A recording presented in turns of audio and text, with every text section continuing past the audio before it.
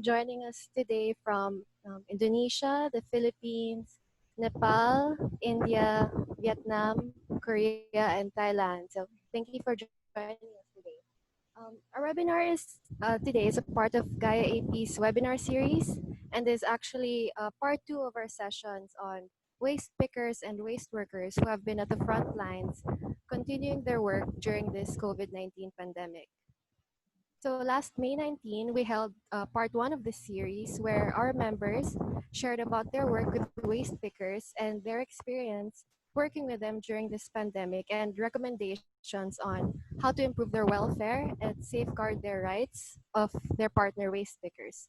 So today's webinar will focus on the waste workers, and we will have three speakers share their experience on working with these waste workers during this pandemic. So our first speaker is Eileen Lucero of Eco Waste Coalition from the Philippines. Eileen Lucero is the National Coordinator of Eco Waste Coalition, which is a public interest network of community, church, school, environmental, and health groups united by the common goal to end wasting through the promotion of environmental justice and stewardship all over the Philippines.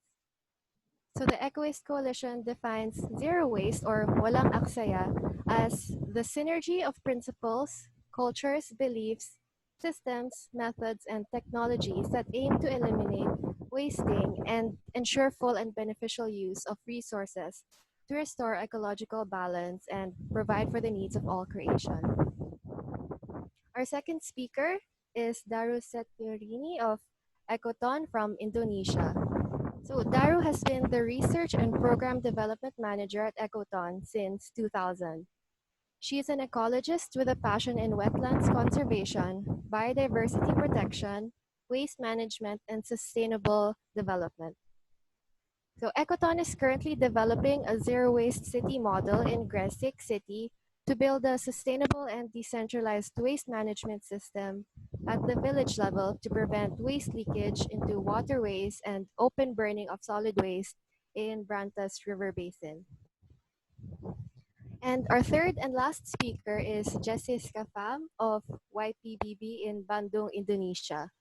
So Jessica or Jessis has been working in YPBB for 11 years. She started as the finance team since she graduated from business administration, majoring in accounting, but has always had a great interest in zero waste and sustainable development issues. So therefore, she joined the Zero Waste Lifestyle Trainer and Sustainable Development Trainer in YPBB for the last several years. Jessis is currently the Chimahi City Manager for Zero Waste Cities project since 2017 and has been learning more and more about waste workers from this ongoing project. So today's webinar will be recorded and uploaded to our Zero Waste Asia YouTube channel. So you can access all our previous webinars there, and the presentations that will be given today will also be sent to all participants via email once the session is finished. So for questions, you may submit these via the Q&A chat box here in Zoom, but we'll also be live streaming this webinar on our Gaia Asia Pacific Facebook page, so you can also submit your questions there. And we'll have one Q&A session at the end of all three presentations. So to start our webinar, here's Eileen Lucero of Eco Waste Coalition. Thank you, Fel. I'll be sharing my screen.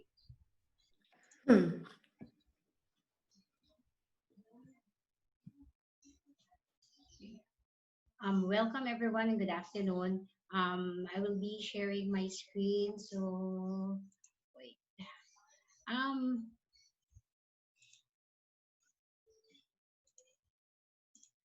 There's still a screen. There's still someone accessing the screen. I cannot share it.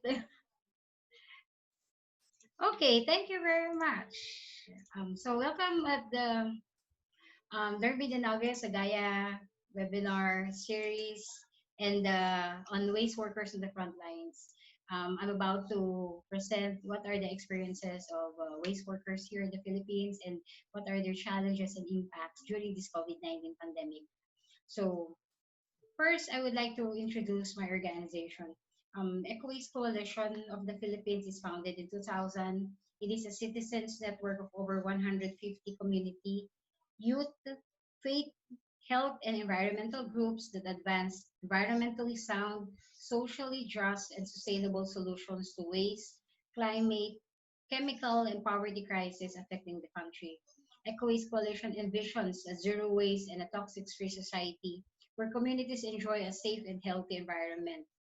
To date, we have 9 waste speakers and waste collector groups, members from Luzon, Visayas, and Mindanao. In 2013, the Eco Waste Coalition conducted a documentation of waste pickers in the 6 major sites in the Philippines to determine their status and eventually include them in the norms and networks that will facilitate collective action towards social inclusion where people feel they are valued, their differences are respected, and their basic needs are met so that they can live in dignity. In 2014, EcoWaste Coalition led the first National Congress of the Informal Waste Sector, on which a manifesto on the rights and welfare of the informal waste sector was adopted. EcoWaste Coalition has been working with the formal and informal waste workers in the Philippines since 2005. Part of our work includes organizing the informal waste sector, providing them technical assistance, training, and coaching as well. We are also creating livelihood opportunities for them through linkages with partners and networks that would pave way for their inclusion in a formal setup in partnership with the barangays and local government units. As I start my presentation, I would like to first level off with all of you with a question on who are the waste workers? As defined in the Philippines National Framework Plan for the Informal Waste Sector, which was adopted in the Philippines in 2010, waste workers are individuals, families, groups, or small enterprise engaged in the recovery of waste materials either on a full-time or part-time basis, with revenue generation as the motivation. Among those that make up the informal waste sector are the itinerant waste buyers who go from house to house buying recyclable materials, paleros, or what we call the garbage trucks crew, jumpers, those who jump into collection trucks to recover recyclables, small junk shop dealers, waste pickers in street dump sites and communal waste collection points, informal waste collectors, and waste reclaimers. They work without any formal recognition by any government, accreditation, licensing, or regulating agencies. While the former workers are those part of the sanitation workforce that collects and recover waste from the trucks that carry waste to the dump site. Some of them work for licensed waste-related enterprise but are not legally employed by the owner of the enterprise. The average earnings of a waste worker range from 75 to 100 pesos per day, way below compared to a minimum daily compensation rate of 537 pesos a day in National Capital Region. So even before the COVID-19 pandemic, waste workers often work in dangerous and unhealthy conditions. They lack social and economic security and have very limited access to basic needs. And with the present condition, it worsens the lives of waste workers and their families. Some of the challenges of this situation to the waste workers includes the physical health risks. There's a direct health impacts by direct exposure to COVID-19 tainted waste that will result to the physical health risks. First, the onset of COVID-19 pandemic has exposed them to a new level of waste and severely add to their already precocious health. Considering the increased disposal of potentially infectious waste, such as used face masks and tissues during the COVID-19 outbreak, which are often thrown along with non-hazardous household waste. Second, through the hazardous nature of their work and their often deplorable working environment, waste workers are routinely susceptible to infections due to COVID-19 related waste, high incidence of cuts, back injuries, intestinal parasites, and lung damage from prolonged inhalation of smoke.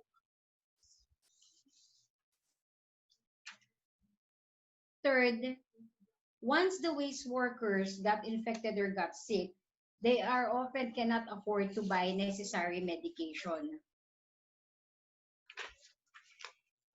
Aside from the physical health risks, waste workers also encounters emotional health risks during this pandemic.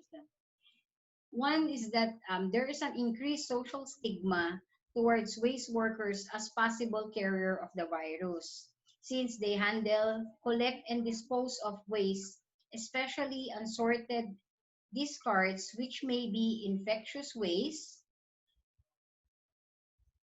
and thus it poses serious health to them as they are being exposed to germs, pathogens, sharps, dust, and harmful chemicals. Second is reduction of their opportunities to earn an income and put food in the table for their families. Waste workers are already living in extreme poverty even before the pandemic, and the necessary restrictions on people's mobility to contain the dreaded coronavirus have hindered the ability of the informal waste workers, including those belonging to the formal sector, to carry on with their usual livelihood.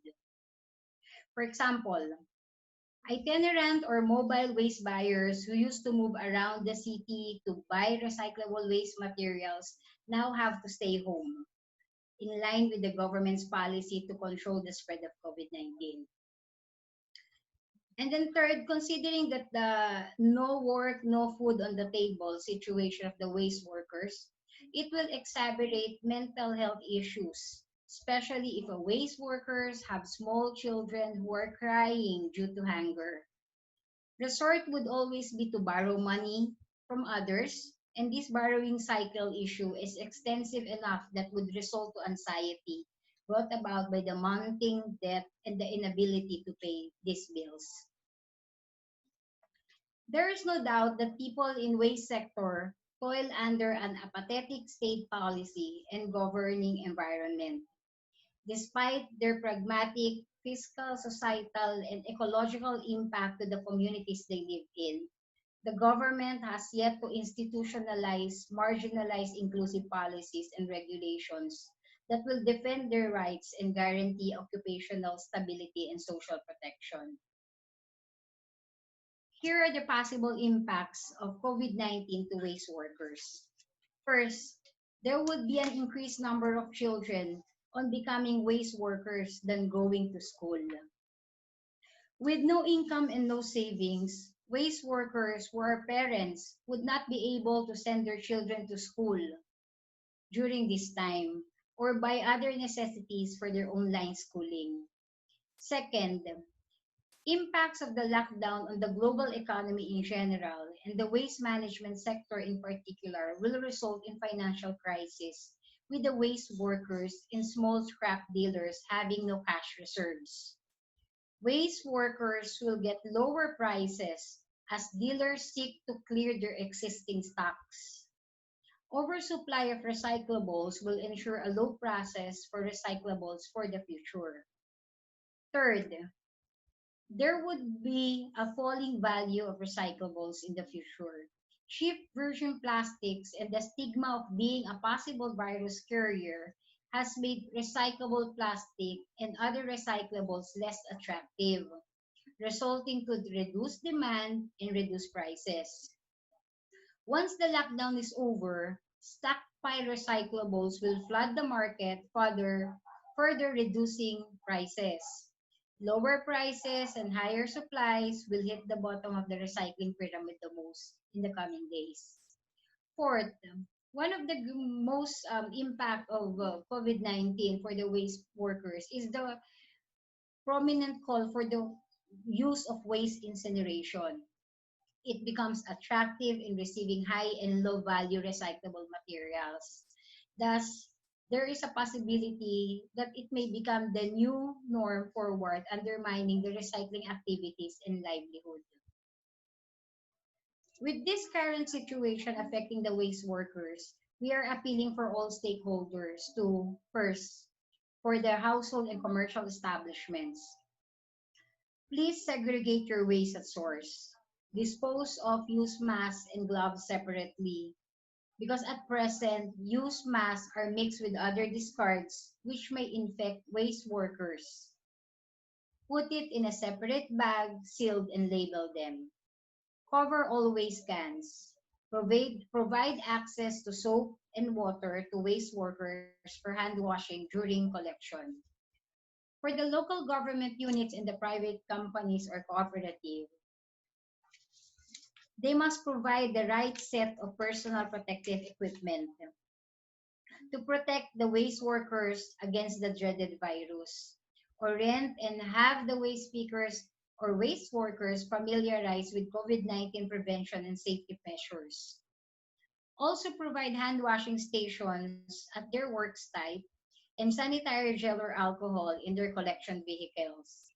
You must also provide access for counseling where they can share their physical and emotional stress, as well as provide them with essential education and training to minimize exposure to biological, chemical, and physical hazards linked to their work. It is also necessary for the local government units to provide compensation for waste workers who first will become sick from COVID-19. Second, for those workers who are forced to remain at their homes to take care of their children, and those waste workers who are in high risk and cannot go to work. It is also important that LG local government units must provide hazard pay to waste collectors. As frontliners from the environmental sector in the country's determined efforts to prevent and control COVID-19, we believe that garbage collectors are entitled to hazard pay, regardless of their employment status, due to the risk they face in the performance of essential management services, which can be considered hazardous, especially under the extraordinary circumstances brought about by the coronavirus outbreak. For the government, we would like to recommend the following. Acknowledge waste workers as essential frontline workers and mandate every LGU or local government units to provide them hazard pay. Second is to fund and provide access to personal protective equipment, hand washing stations with soap and water or sanitizers. I would like to emphasize here that the importance of providing waste workers with the right set of personal protective equipment that could minimize their exposure. Third is that the government should ensure sufficient and rapid access of waste workers to free COVID-19 testing and treatment while upholding their rights to social protection benefits such as SSS, Social Security System, PhilHealth, 4Ps, and even educations. It is also recommended and important for the government to guarantee the waste workers' health and safety, such as in relation to exposure to hazardous and toxic waste at work. Improvement of the working and living conditions of the waste workers should be part of the post-COVID better normal that we are aspiring for. Conduct of rapid assessment of the impact of COVID-19 on the informal waste sector and on the waste workers should be developed and should be made and develop a plan as needed. Lastly, the government should include the representation of the waste workers in the national and local discussions on economic and sanitary responses to COVID-19.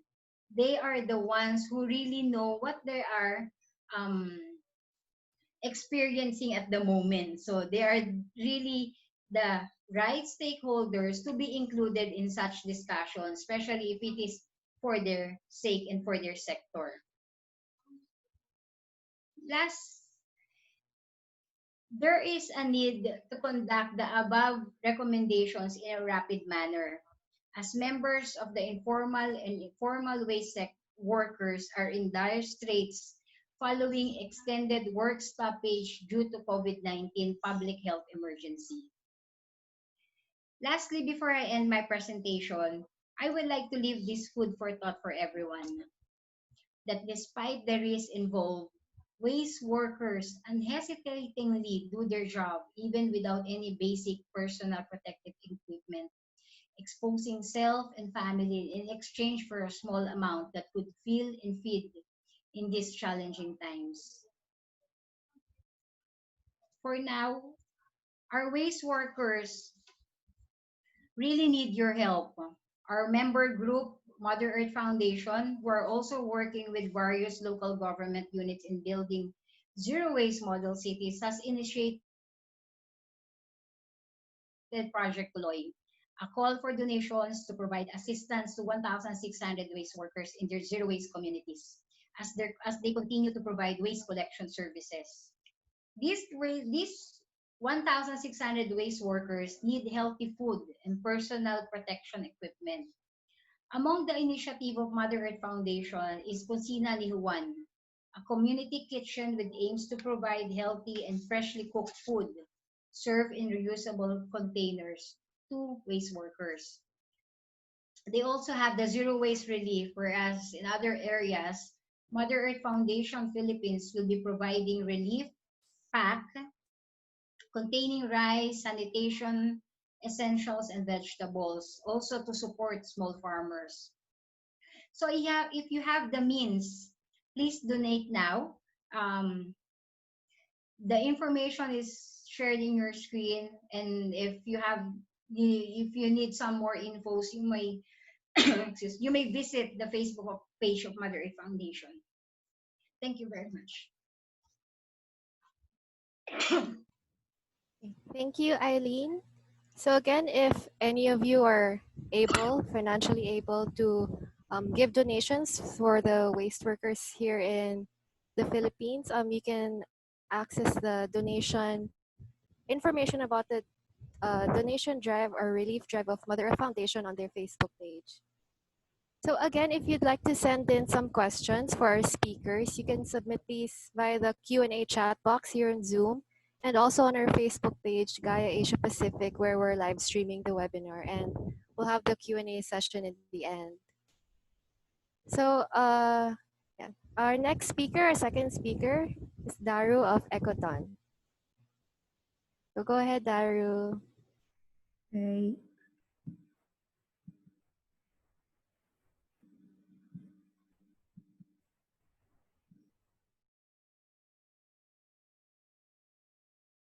Okay.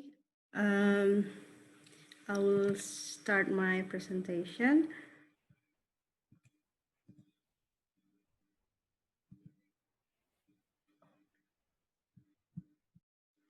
So I will share the waste workers condition in GRESIK, Indonesia, where I came from. So I'm Darus Teorini. I'm the project coordinator for Zero Waste Cities program at Ecoton. Ecoton is member of Alliance for Zero Waste Indonesia, and now we work to develop model of zero waste cities in several cities. So I will start with introduction to our organization.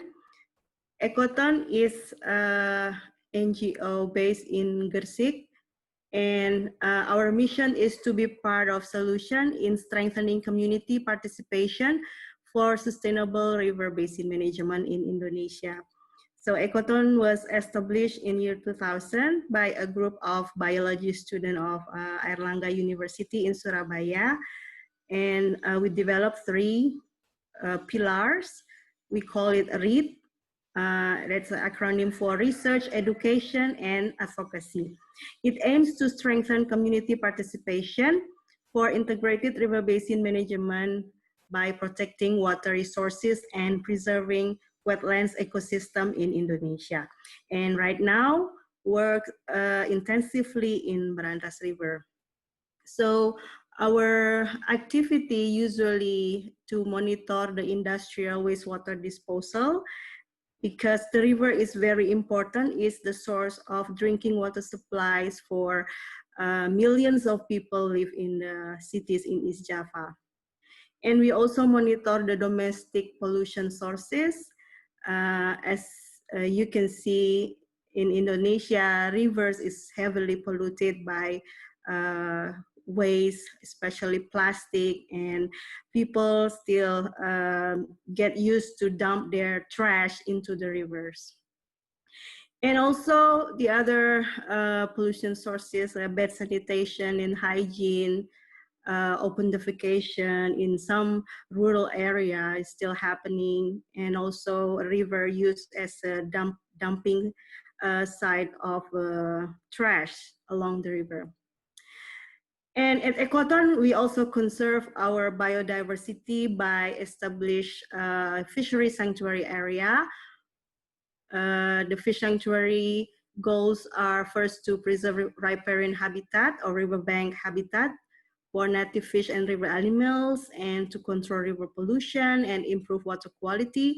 And third is to protect fish population and to achieve sustainable fishing. Unfortunately, the fish now is consume plastic in their stomach.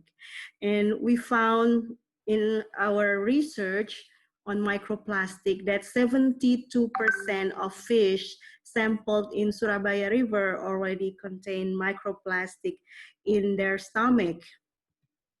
These are the picture of the microscopic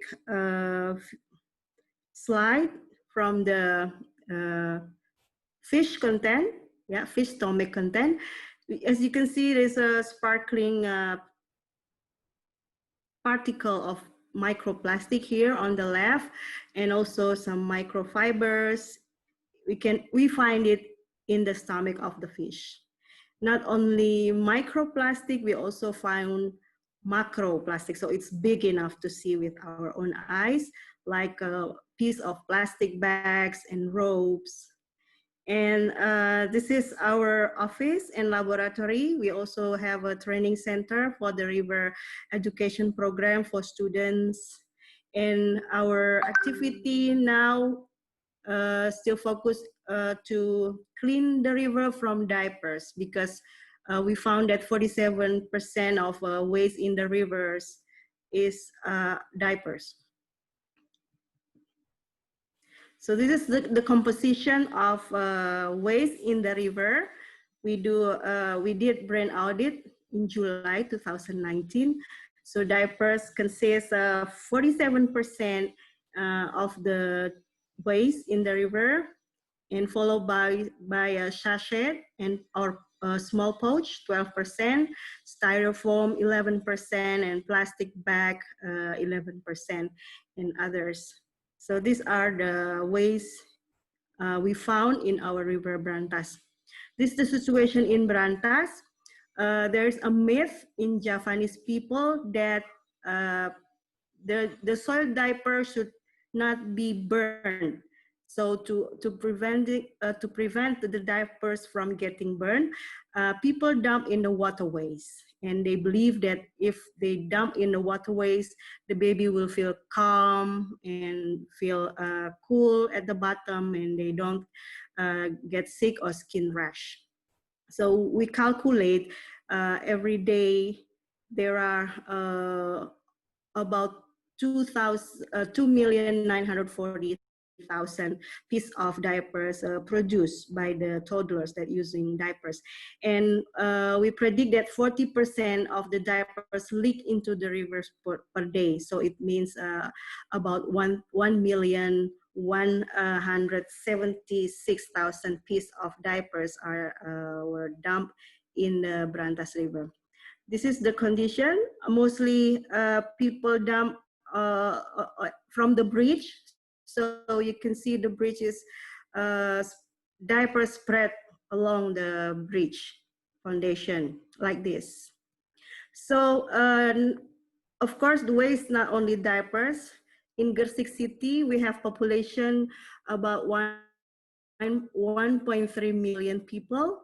And our daily waste generation is about 377 tons per day. And yearly we produce 1 133,000 tons per year.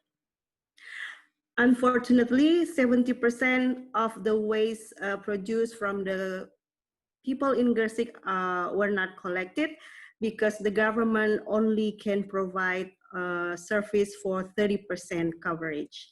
So 70% of solid waste ends up in open burning, buried on the ground, or dumped and leak into our waterways. So the service coverage right now in GRESIK City is only 30%, usually from the household.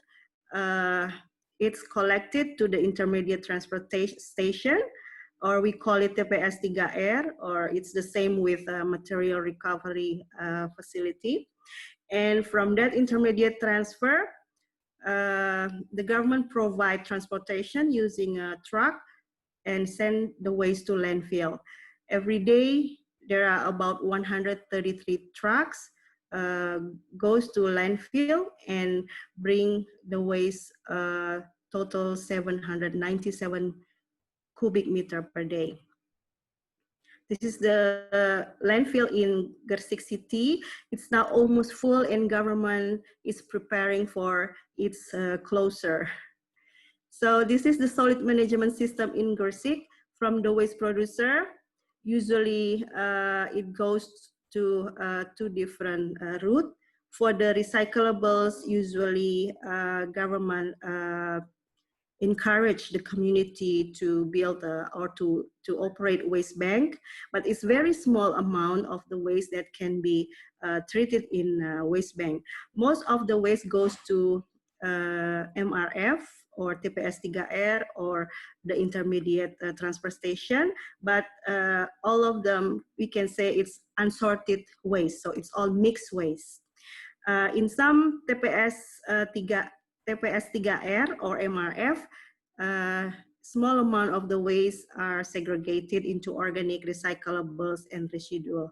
Ideally, the only residual goes to the landfill, but usually almost everything just goes to landfill. So waste workers' problem in Indonesia and maybe in other part of the world are often at the bottom of the social ladder, and they cannot make heard their voice to the authority, also discourage them benefiting from different services such as education and healthcare. Waste workers also suffer from disease and health problems such as respiratory disease, frequent headache, musculoskeletal symptoms like tiredness, backache, body pain, skin rashes, vomiting, and diarrhea. And waste workers are often exposed to excessive noise, odor, high temperature that also have negative impact on their health.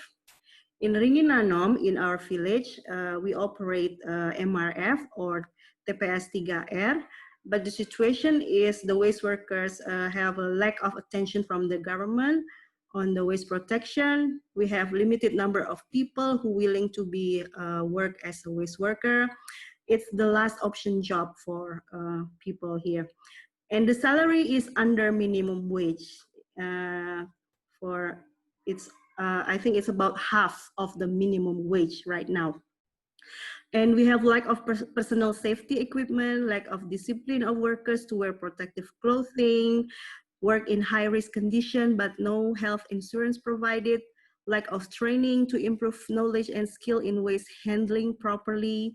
And during COVID pandemic, they still have to work while other people in self-quarantine in March to May.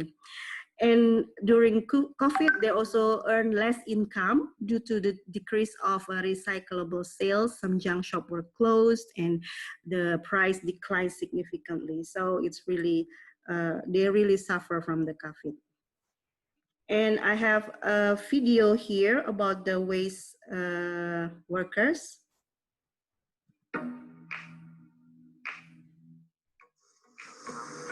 So you can see here, they use the 3-cycle cargo to collect the waste.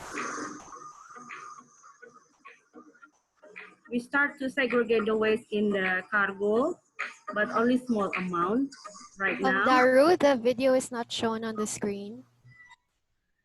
Okay.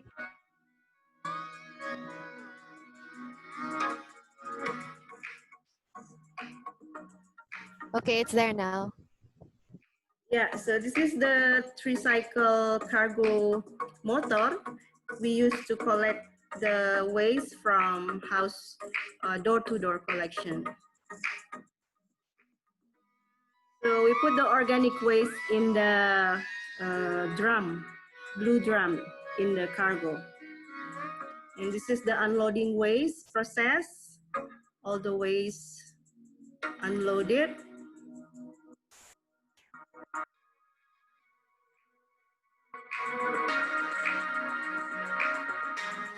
And then they segregate the waste further. Right now, the segregation at source is still very low, only about 20%, so most of the waste are still mixed. This is the composting of organic waste process. They still have to segregate plastic bags that mix with the organic waste.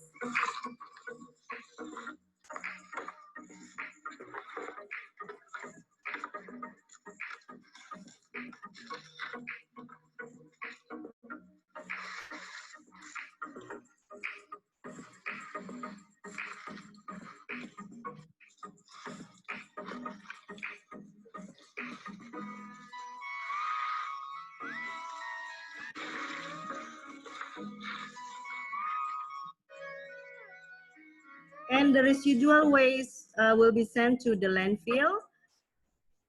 The worker have to load the residual waste into container.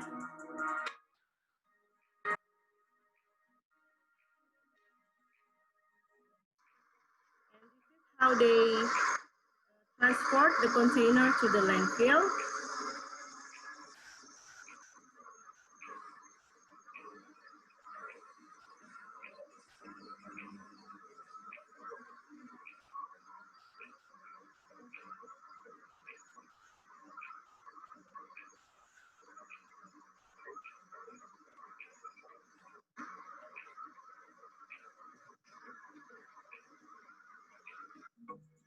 And we also doing cleanup of waste burning ash.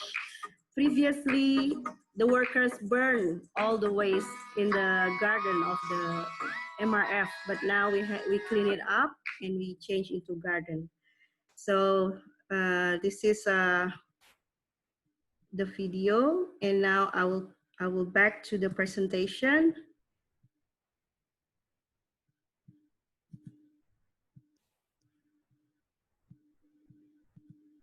Under the solidarity funds, we distribute some donation for the waste workers. So 9 waste workers at MRF receive food parcels, personal protective equipment, and also money allowance for COVID solidarity. These are the food parcel we give to the waste workers, and the mask, gloves. And we also distribute 30 food parcel for waste bank operators and diaper waste transporter from GRESIK Environmental Agency. Daru, Yeah. the screen is still on the video, so you have to move it back to your presentation. Okay, sorry. Yeah. Wait. Is it? Okay. Yeah. So this is the Thank you. nine waste workers. This is the food parcel and the protection equipment. And we also provide food parcel for the waste bank operator, usually run by women group, local women group. Okay, where is the full screen? Okay, and we also ask for donation from other government agency, and head of environmental agency finally provide a donation and visit the MRF. We distribute 40 reusable food container for the household that already segregate their waste, so they can use it for takeaway delivery food and reduce plastic packaging waste. And our recommendation for the waste worker protection, first is to increase their salary, so it's the same with local minimum wage, and also to formalize their employment status. Right now it's still informal. And second, government need to create safe working, environmental working condition, and also educate them about the healthy lifestyle choices and safe working environments that can play important role for reducing the occupational health, including the COVID infection to them, and also training information for workers. And we need to provide adequate protective clothing like overalls. It's obligatory, heavy duty face mask, leg protector or boot, industrial apron, and maybe protectors. We already try to force them to increase their discipline to use that, because they feel not comfortable to use it during works. So that's all our my presentation. So the last message is, let's save our waste workers. Thank you. Okay. Thank you, Daru. So for our third and last speaker, we have Jessis of YPBB.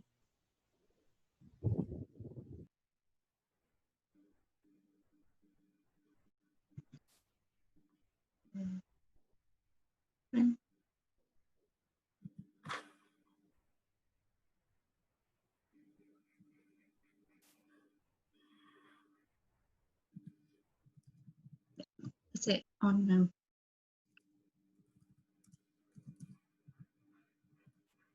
Okay, I'm gonna start. Thank you, Gaia, for inviting YPBB for this webinar on the Frontlines waste workers in Asia.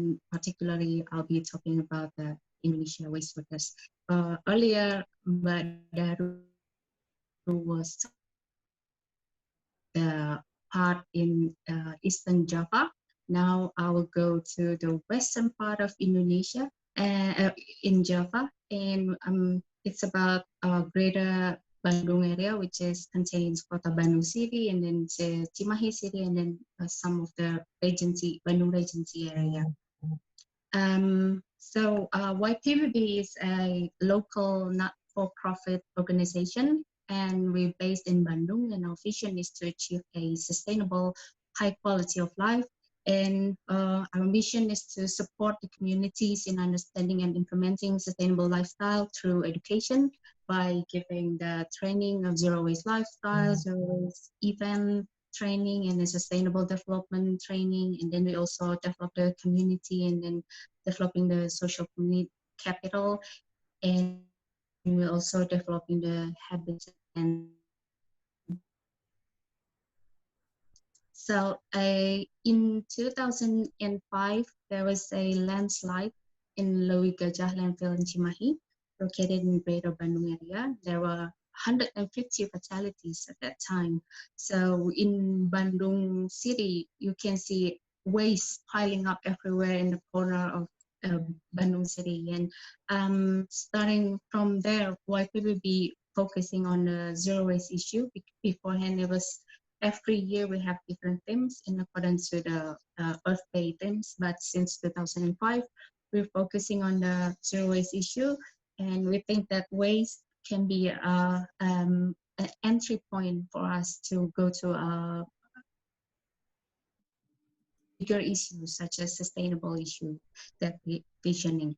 And then unlike in the Philippines, when you have the Payatas tragedy, you have in the same year the national act. But in Indonesia, it needs 3 years for us to have the national law on waste management. And then until 2016, YPBB still doing the training and education. And we just started to work with the community in 2016, where we chose 10 houses near our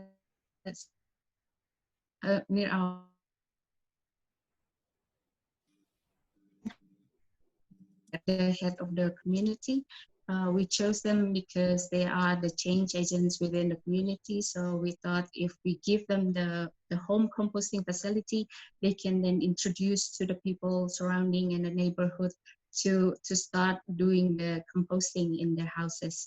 So what we did in 2016 was we went to that 10 houses every day and check on the composting facilities. If there's an error, then we just fix it or we exchange it to the new ones. And later on, it started to be less and less error in composting facilities, and then people starting to join the same composting facilities with their neighborhood. So, and in 2017, then we met Mother Earth Foundation. We have a Zero Waste Cities program, and which is more systematic um, program in waste management. And then we think that's really what we're looking for. And so we start replicating it. We start doing it, implementing it in Bandung City and Cimahi City, and also the Bandung Regency, but of course with a twist here and there, because as I said earlier, because even from the law itself, it's already different. We have to have layers beneath the national law to make it implementable in the society, in the community. So in 2017, that's when we first met Mang Udin. He's the first waste collectors that we're working with. And he's the difficult waste workers that we're working with. And it's so because he's been working as a waste collector for 40 years. So he has his own way. And then now we're coming in and offer him to collect the segregated waste. But from Mang Udin, we learned that this is the typical condition of the waste collectors. They tend to refuse to keep the waste segregated, even though the houses already segregate their waste, but they keep mixing it. And we asked them why they refuse it, and then they said, because I have to rush to collect the waste. Why you have to rush to collect the waste? Because I have to raise the dump truck schedule, because they have to collect it early in the morning from the households, and then they have to transfer it to the transfer station, where the dump truck will come to the transfer station and then bring it to the landfill station. So there are also many other waste collectors will go at the same times to raise the dump truck schedule. That's why they have to keep rushing in collecting the waste. And then after that, the waste is transported to the landfill. Then they'll start to sort the waste more detailed to sell the recyclables. Why they have to do that? Because they will get more income, additional income from selling the recyclables, because the average wage of the waste collectors in Greater Bandung area is less than 50 US dollars per month. That is way below the Bandung minimum wage, which is $250 a month in average. So in the case of Mang Udin, he then diagnosed and then have to go to he has to be hospitalized and then diagnosed as having a clot in his brain. And the doctor asked, what are you doing? And then he said, I've been working as a waste collector. Well, that's how you get this clot in your brain, because he's been inhaling all this mixed waste and the fumes and everything. And then because we get it.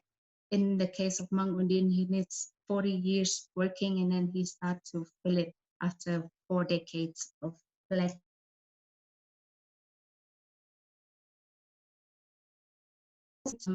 This is also another waste collectors that we're working with, and believe that he will get segregated, and he did if he selected mixed waste benefiting him, because the amount of the waste it was reduced, and he also get more income from the recyclables materials. gather more recyclables and then sell it to the junk shops with a cleaner condition. So he will get higher price for the recyclables. But unfortunately, in early 2020, we met the Pak Hermawan has passed away because he accidentally stepped on the sate skewer in Indonesia, in Bandung. Many people will eat sate skewer and then they will just eat it and then dump it the skewer, and that is very risky to the waste collectors. So when we ask most of the waste collectors, the troublesome waste that they always facing is one of them is the sate skewer, because many waste workers would get it, and also the broken glass and many open diapers and everything. Those are the same answers if you ask most of the waste workers. So in the case of Pak Hermawan, he didn't do anything when he stepped on the sate skewer.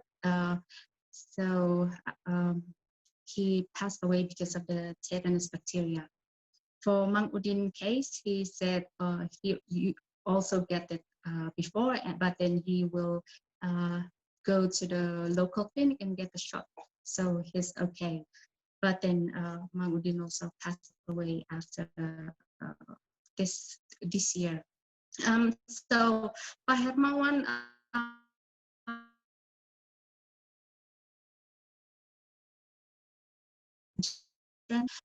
and then it started to ignite the awareness of waste worker welfare, and people started to know the risk that the waste workers facing, and also people gather some money to support the family at that time. So it's igniting the awareness of the waste workers welfare for people.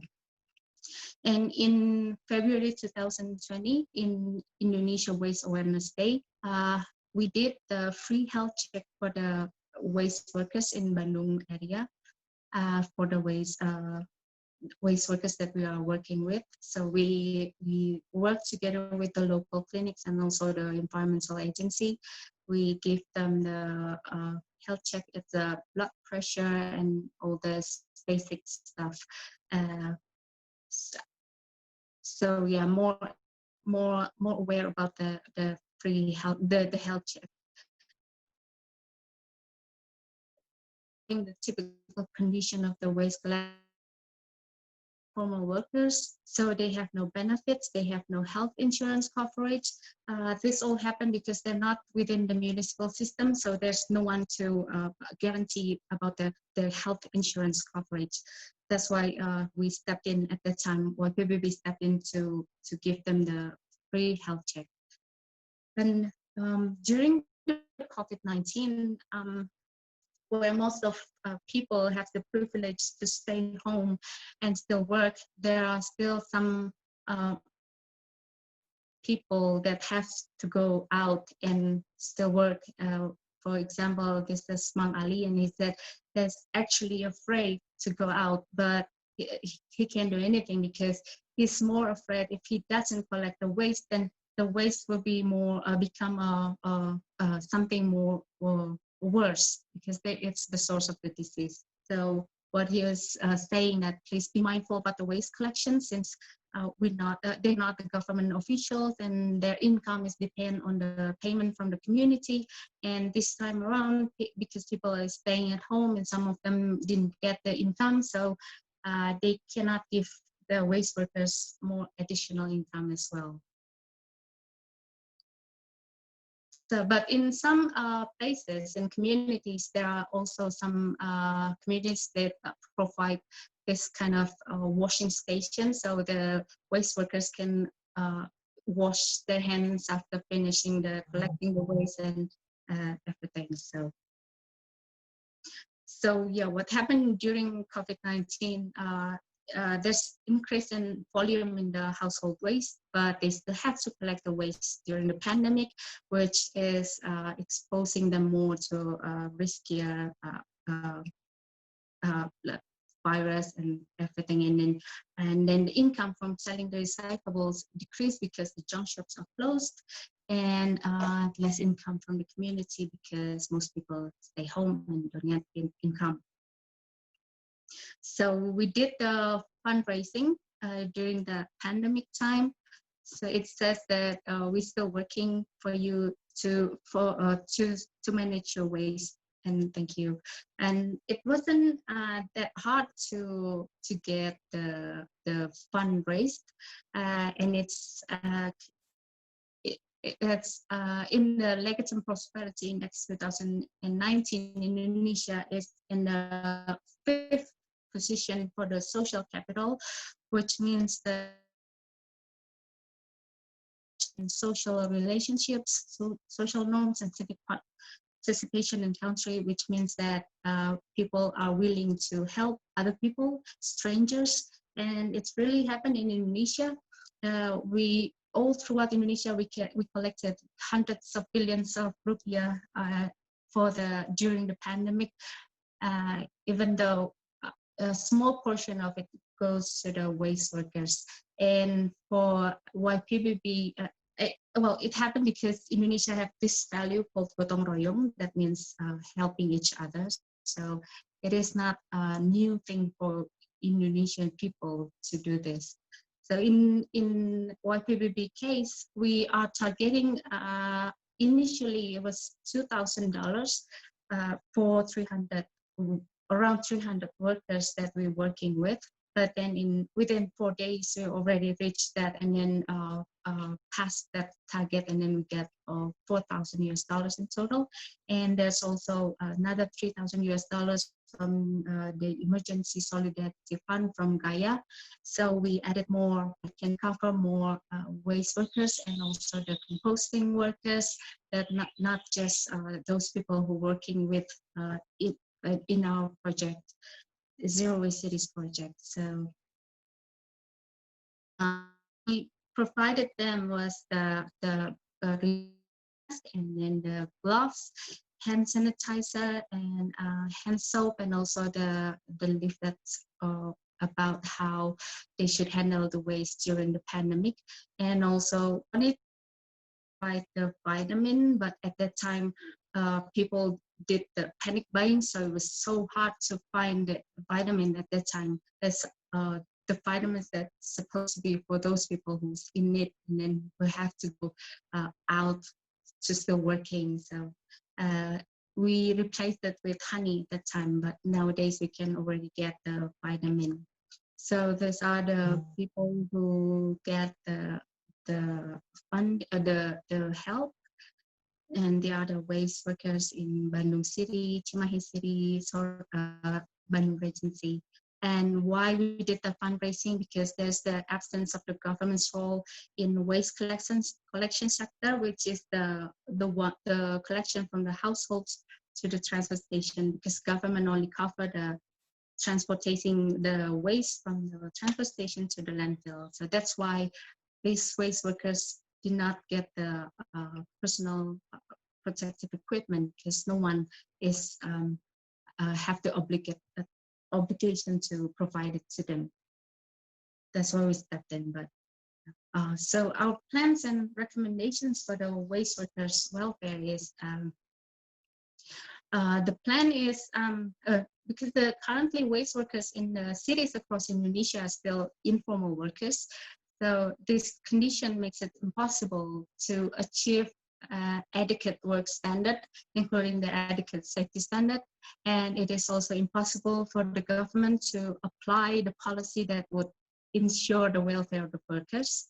Therefore, YPBB is pushing to formalize the waste workers without lessening the more appropriate right as informal workers, although there will be some consequences that they have to accept. So if we make it formalize the waste workers, then there will be some rules, and they have to be willing to be monitored, and they probably some people don't want to do that, so they prefer to be informal workers. So those are the things that we have to take considerations to. And our plans is to promote waste workers to be formal worker by utilizing the provision of government regulations about certification of the waste workers and making it as the legal basis for the waste workers to get formal job and include it as the government employees.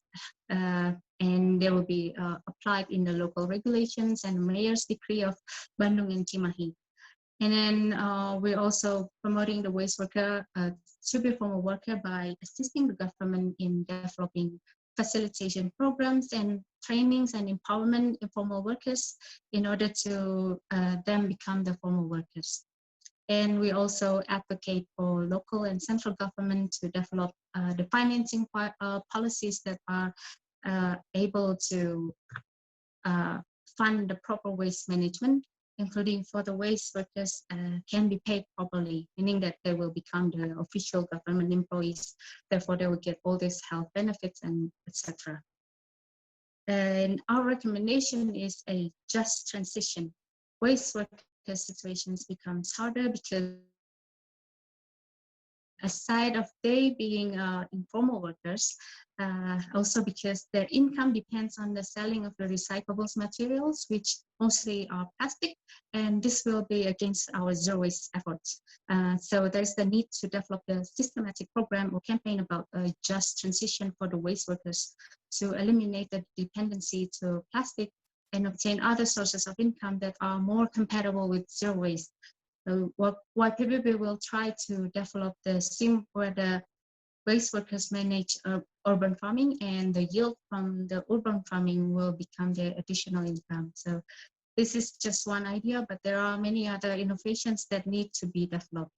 And government policy also needs to be developed to support this transition process. So yeah, that's it from me. Thank you. Back to you, Val. Okay.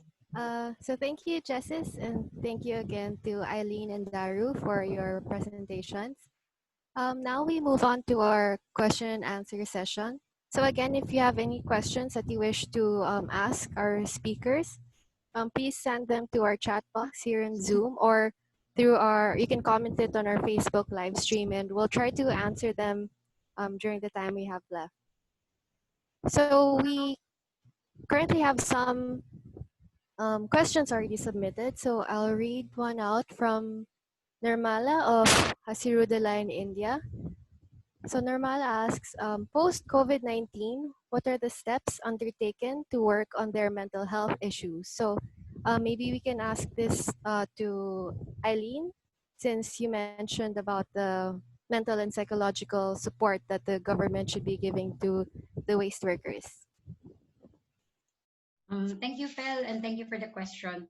Right now in the Philippines, with regards to mental health and emotional well-being of waste workers, there hasn't any programs being done in the Philippines with regards to this.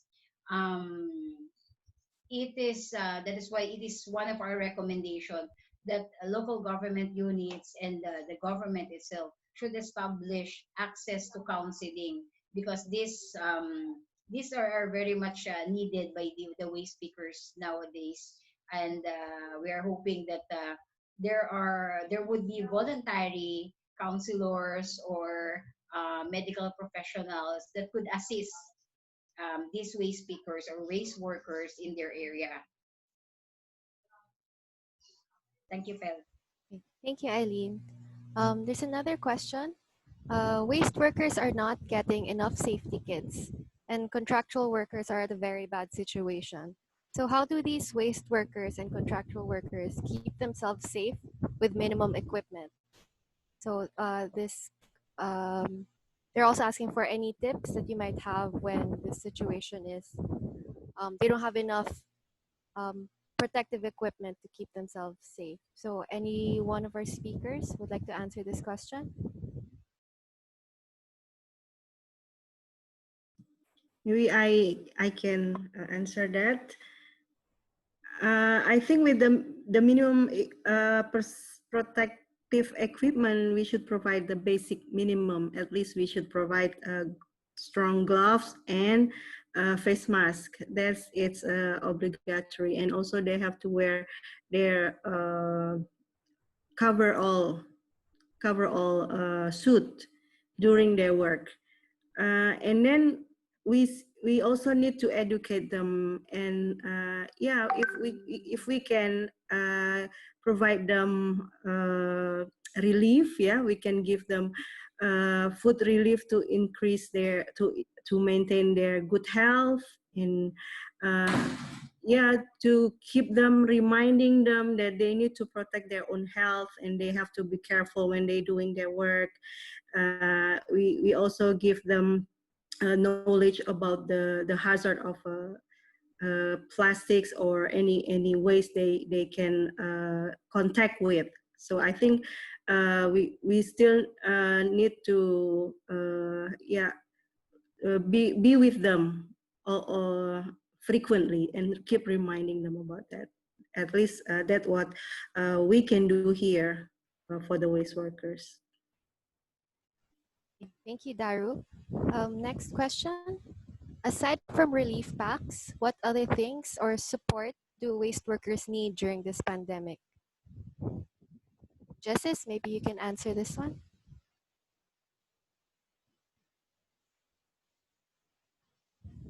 Or anyone who wants to answer. So what other things or what other kinds of support do the waste workers need aside from relief packs of food and personal protective equipment? Belle, may I answer that question? Yes, go ahead.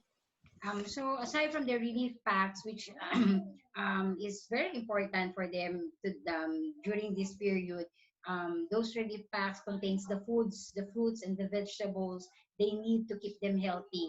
So aside from those items, waste workers also need protective, personal protective equipment, a face mask, an alcohol, sanitizing gel, or even soap, which are all basic, could be of great help to everyone of the in the waste or in the waste picking job or work.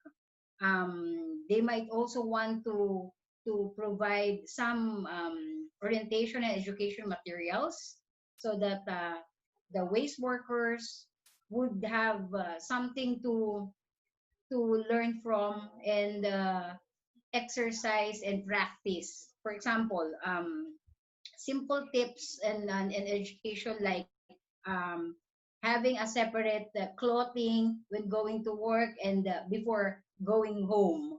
So something like that, some simple tips that would be of great help to the waste workers. So aside from the relief packs, definitely they need it, but they also need all the compassion and the support coming from all the people in the society, bringing down what does the current stigma is giving is they are having and facing, and assuring them that they are also frontliners during this period and during this pandemic, and we are really grateful for the help that they're doing for the environment during this pandemic. Thank you. Thank you, Eileen. Yeah, so like what you mentioned, these waste workers are often facing social stigma from their communities because they are exposed every day to being potentially infected from their surroundings. So it's really important to also show compassion and to let them know that they're important. They're an important part of our community. So all of our communities. There's another question. Are your local government partners supportive or open to these changes or reforms? So maybe, Jessis, you can answer this with regards to your proposal on formalizing your waste workers and yeah, providing them with increased minimum wage and so on. Okay. So in Bandung, we've already tried in several kelurahan that the environmental agency pay for the waste workers, but it's not the whole wage, but it's like more incentive. So it's not yet the minimum wage of the city. And also in Cimahi, we initially wanted to start this two kelurahan in Cimahi with paying these waste workers as incentive as well. But because of the COVID-19, so the budget is shifted for the pandemic. So we will start in 2021. Okay, thank you, Justice. There's a question for Eileen. So on hazard pay, is it something normal that the Philippine government does for the other sectors, or is it something new? And what are the difficulties of getting hazard pay from the government? Right now, during the pandemic, we have this new law, the Bayanihan Hilas one, wherein they have mandated every hospital, health facilities, and government offices to pay hazard pay for those employees that that are in the front lines. But then it doesn't include waste workers. So it is not new. The hazard pay is being given by any employer, but to their employee. But then this bill, this new hazard pay thing with regards to the COVID is the new one, because all the frontliners are to be given with this pay. Sadly, it doesn't include waste workers, and even though they are one of the frontliners, they cannot receive it. But then one of the reason why is that because they mentioned that they don't have budgets and funds to give to the waste workers for on this hazard pay thing. But then there are other organizations.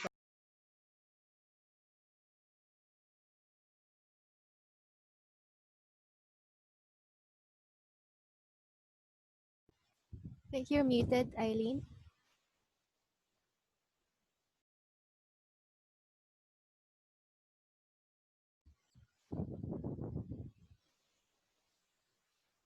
Your mic is muted, Eileen.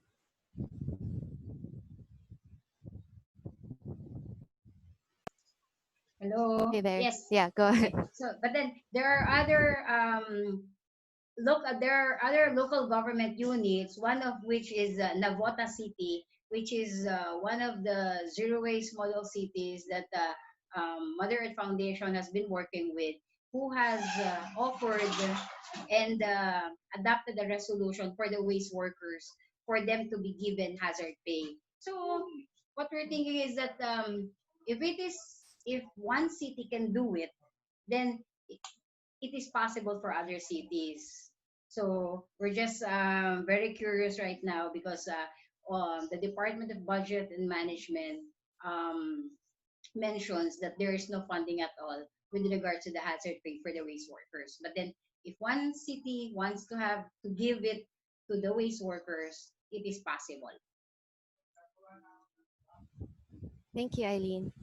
Next question for either Daru or Jessis. So there's a participant who wants to know if you have an estimate of the extra quantity of single-use plastics being disposed during the COVID-19 pandemic.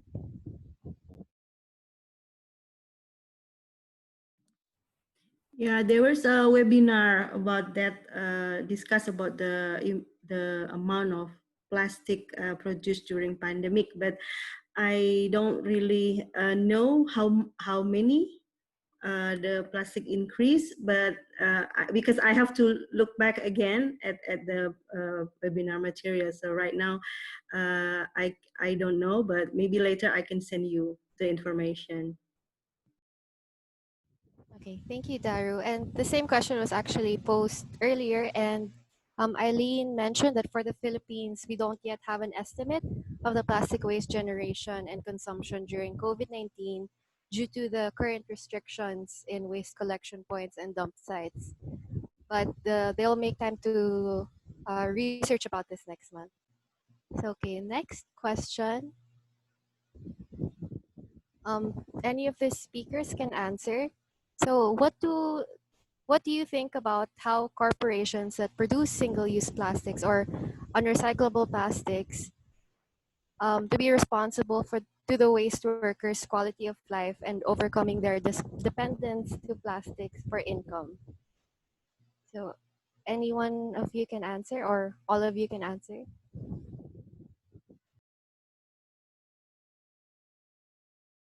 So, what do you think about corporations being responsible for producing the plastic that the waste workers will be dependent on for their income?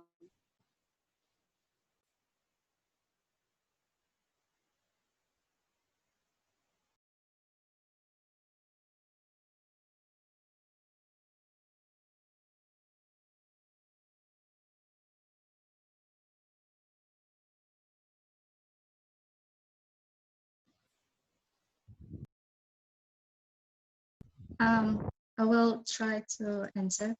Yes, go So ahead. yeah, the corporations uh, have these things that they promoted about the recycling and all these things, and then they will blame the citizens because they're not collecting it. But when no system to collect this recyclables and segregated waste at the source, then it will not be collected anyway. It will be just scattered, and then the company will blame the citizens because we're not good enough in dealing our waste. But that's not the case. Do you think the corporations should be responsible for these plastics that they produce? Yes, and we're also pushing them to, of course, promote this refill center. Like in YPBB, we're doing the refill center in the shop, and this kind of things. So we ensure that there's no single-use plastics to be produced more. Okay, thank you, Jessis. Daru or Eileen, do you have an answer to that? Thank you, Phil.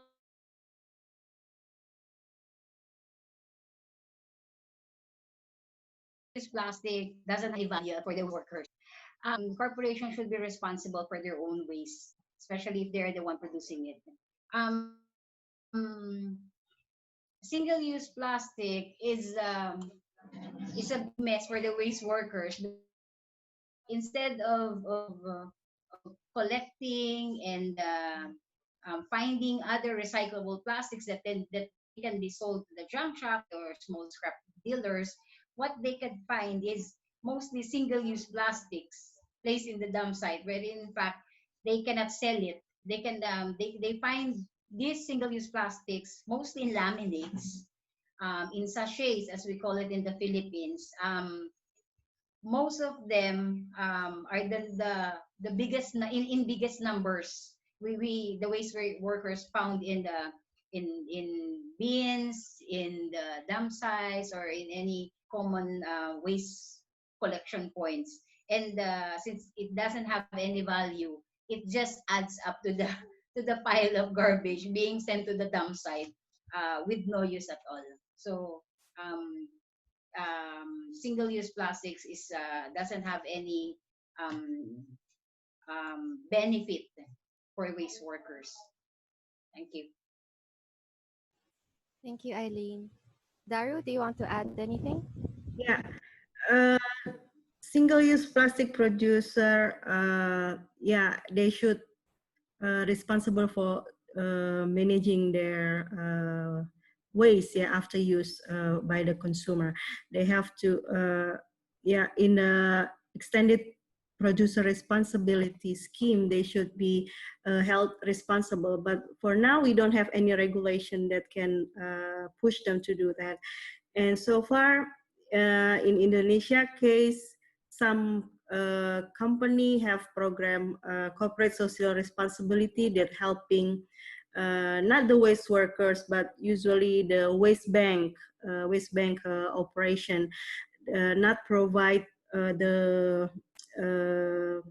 like salary or to improve the welfare, but usually they just help by providing equipments to run the waste bank more efficiently.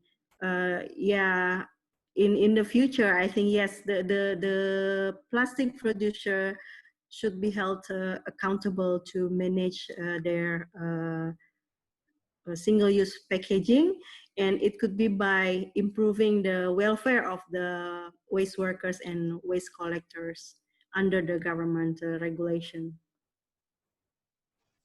Okay. Thank you, Daru, and everyone for sharing their answer to that question. So, last question before we give our closing remarks. Are there any suggestions for households to ensure waste worker safety, or how can we at home do our own part in making their work easier? So this question is for everyone who wants to share their insight.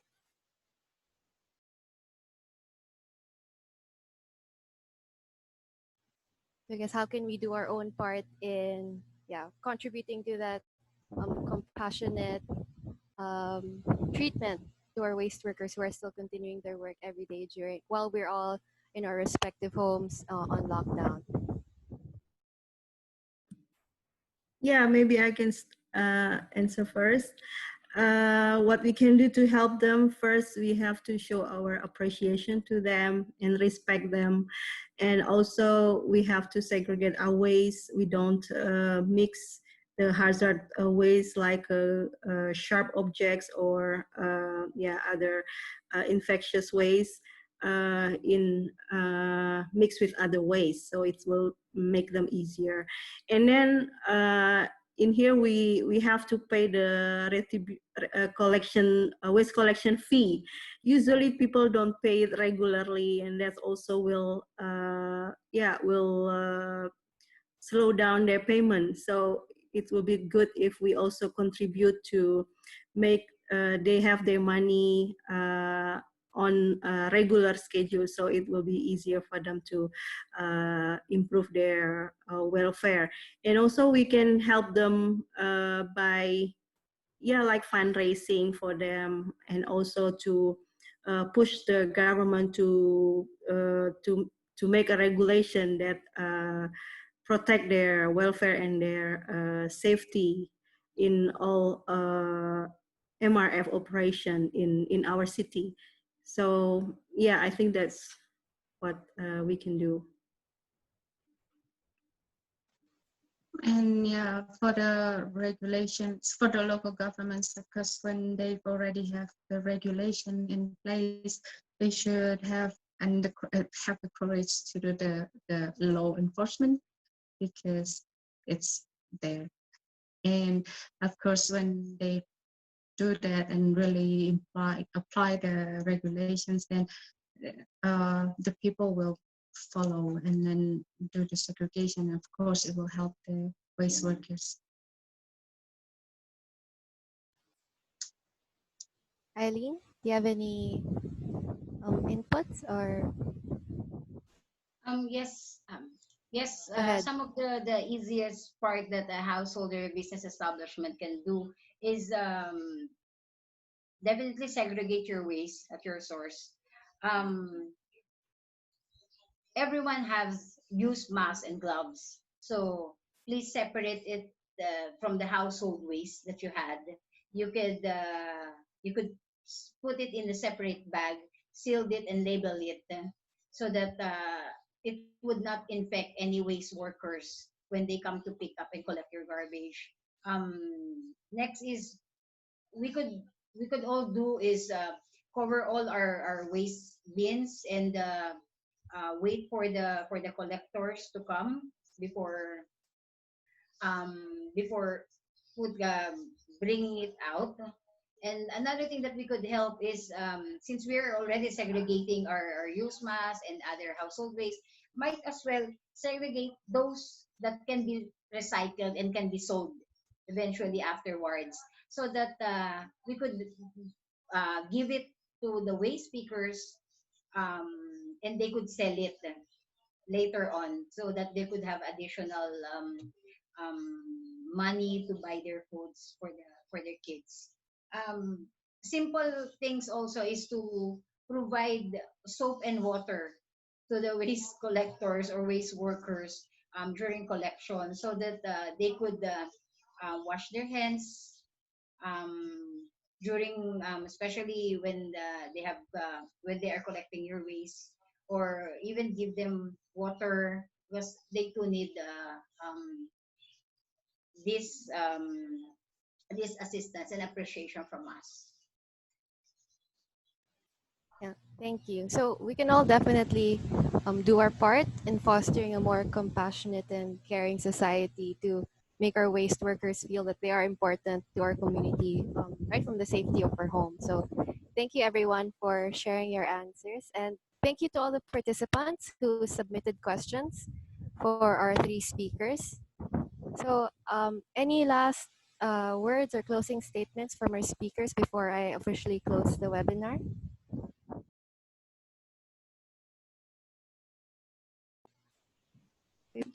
Yeah, go ahead, Daru. Yeah, yeah. Maybe the last statement. Just I really appreciate what the waste workers do for us. So yeah, we have to always support them, and we have to help them whenever we can, yeah, with our own capacity. So yeah, we still just we need to keep on be their friends and be there whenever they need. They can come to us. So that's what I try to do here, because we stay close with the MRF, and I am really want to help them with my limited resources. But I am committed to be their friend and support them. Eileen? Oh, Justice? Go ahead.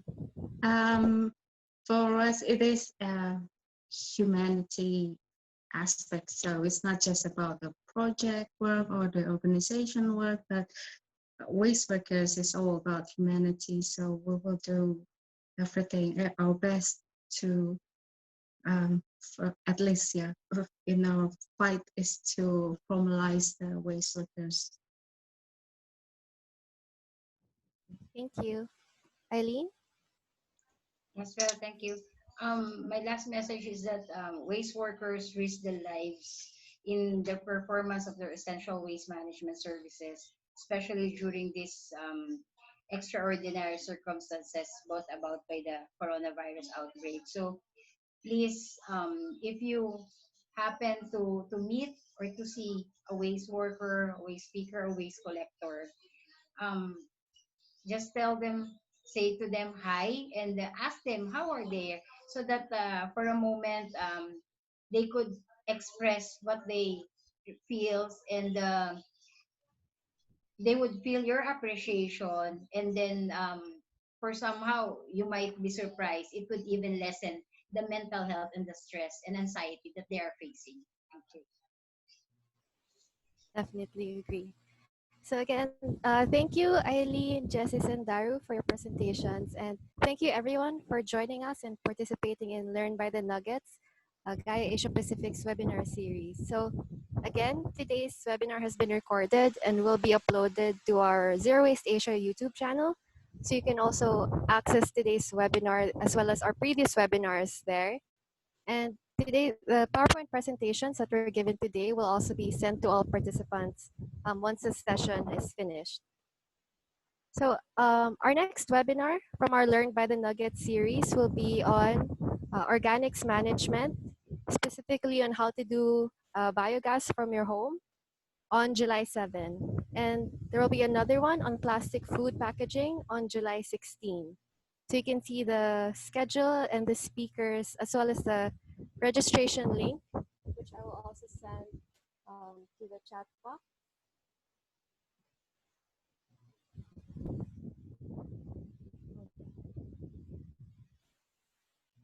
Yeah, so all interested participants can register for these webinars. And Yeah, so please like, follow, and subscribe to all our social media platforms, which you can see on the screen, so you can stay updated on our other activities and webinars and other initiatives. So again, thanks to everyone for participating, and we hope you can join us again for our future webinars and to keep learning by the nuggets with Gaia Asia Pacific. So thank you. Thank you.